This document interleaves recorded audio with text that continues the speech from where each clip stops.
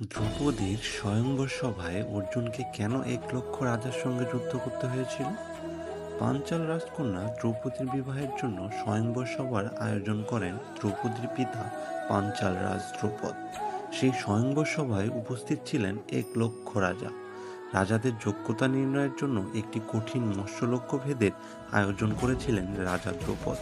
শর্ত ছিল সঠিক লক্ষ্যভেদকারী হবে দ্রৌপদীর স্বামী। এরপর স্বয়ংবর সভা শুরু হলে উপস্থিত রাজাগণ একে একে নিজেদের যোগ্যতা পরীক্ষা দিতে থাকেন, কিন্তু অসামান্য সুন্দরী দ্রৌপদীকে লাভের প্রবল ইচ্ছা থাকা সত্ত্বেও কেউ সঠিক লক্ষ্য ভেদ করতে পারেন না। সমস্ত রাজারা ব্যর্থ হলে আসরে নামেন দরিদ্র ব্রাহ্মণের ছদ্মবেশীধারী অর্জুন। মহান ধনুর্ধর অর্জুন খুব সহজেই সেই কঠিন লক্ষ্য ভেদ করতে সমর্থ হন এবং দ্রৌপদীকে জয় করেন। কিন্তু এক দরিদ্র ব্রাহ্মণের এরূপ জয় উপস্থিত রাজারা মেনে নিতে পারেন না।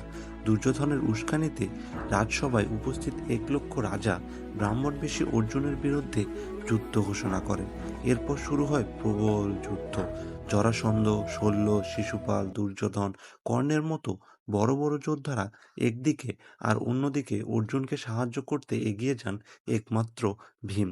ভীষণ সেই যুদ্ধে অর্জুন একাই সমস্ত রাজাদের পরাজিত করেন এবং দ্রৌপদীকে নিয়ে নির্বিঘ্নে নিজেদের কুঠিরে ফিরে যান।